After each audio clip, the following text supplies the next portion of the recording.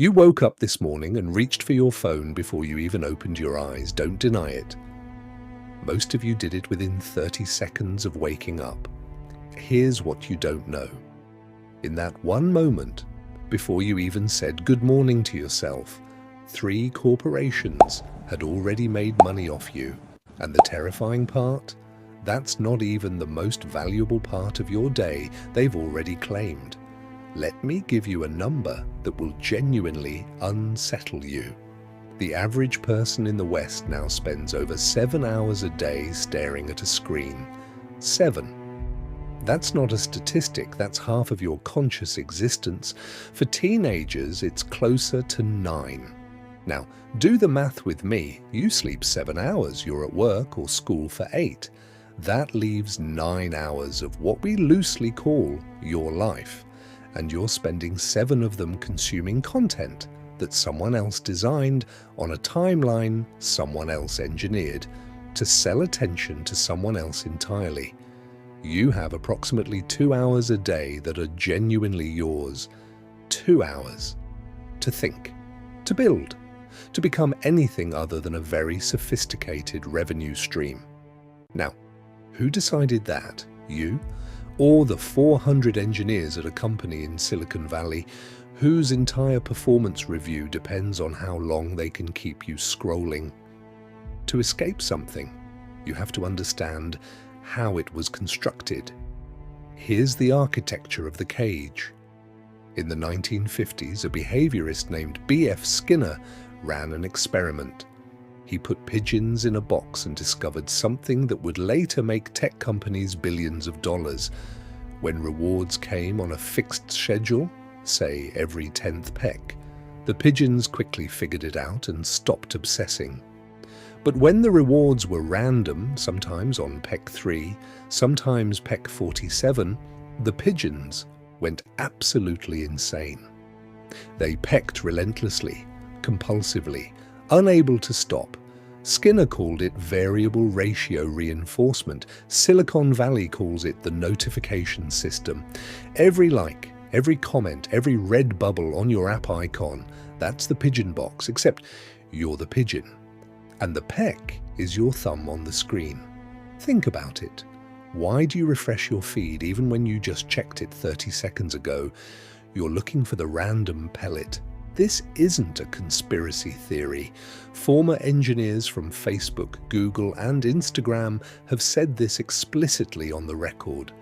Asa Raskin, the designer who invented the infinite scroll, a feature now used by virtually every major platform, later admitted, and I'm paraphrasing here, he created something that costs humanity roughly 200,000 collective hours of human attention every single day.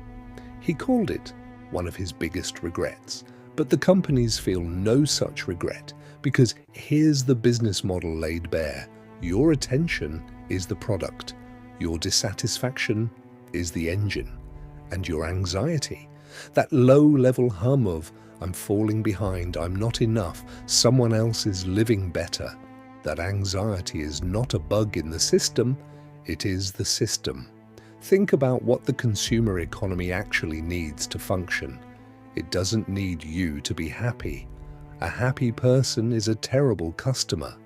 A happy person looks at a luxury car and thinks, I don't need that. A happy person doesn't click the ad. A happy person doesn't upgrade the phone with 6 months left on the last one. The Roman philosopher Seneca wrote this nearly 2,000 years ago. It is not the man who has too little who is poor, but the man who always craves more. He said that before television, before the internet, before a company could deliver a craving directly to your prefrontal cortex via a 6-inch glass rectangle in your pocket. What Seneca described as a philosophical flaw, the modern economy turned into a revenue model. Psychologists have a name for the mechanism, the Hedonic Treadmill. The discovery is almost cruel in its simplicity. Humans rapidly adapt to anything good that happens to them. The promotion, the new car, the bigger apartment. Within weeks, sometimes days, the emotional high evaporates, and we return to exactly the same baseline dissatisfaction we started with. In 1978, researchers tracked lottery winners and found their happiness levels within a year were essentially identical to people who hadn't won anything. The market didn't create the hedonic treadmill, but it absolutely weaponized it. Every product launch, every seasonal collection, every new and improved version of something you already own, these are not innovations. They're a reset button on your adaptation, keeping you perpetually one purchase behind contentment. And here's where it becomes a financial emergency. Not just a philosophical one. You are not buying things with dollars. You are buying them with hours of your life. A $150 dinner on a credit card for someone earning $25 an hour after tax costs 6 hours of their finite existence. Not money, time. And time, unlike money, has no compound interest. You cannot earn it back. Here's where every other video would say, invest in index funds and cut your subscriptions, and those aren't wrong. But they're treating a symptom while leaving the disease completely intact. The real exit strategy is a change of definition. The philosopher Epictetus, a man who was literally a slave for most of his life, identified something that Wall Street has never been able to package and sell: the dichotomy of control. The only things truly within your power are your judgments, your intentions, and your responses. Everything else, market prices, other people's opinions, the algorithm's mood, is outside it. When you internalize that, the entire attention economy loses its grip. Because the attention economy runs on manufactured urgency, it needs you to believe that right now, in this scroll, there is something you'll miss. Something that will make the people around you move ahead of you. It needs your competitive anxiety. Refuse to compete. Not out of passivity, out of strategy. The most powerful financial move available to anyone right now isn't a stock pick or a side hustle framework. It is the deliberate, stubborn reclamation of your attention. Because attention compounds just like money does.